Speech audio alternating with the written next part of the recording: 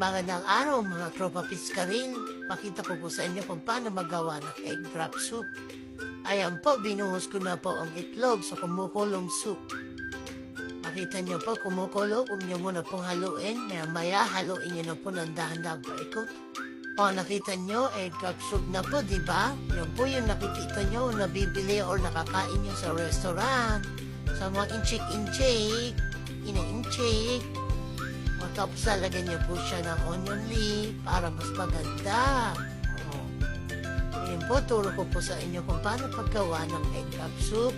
Pakulo lang po kayo ng chicken or baboy.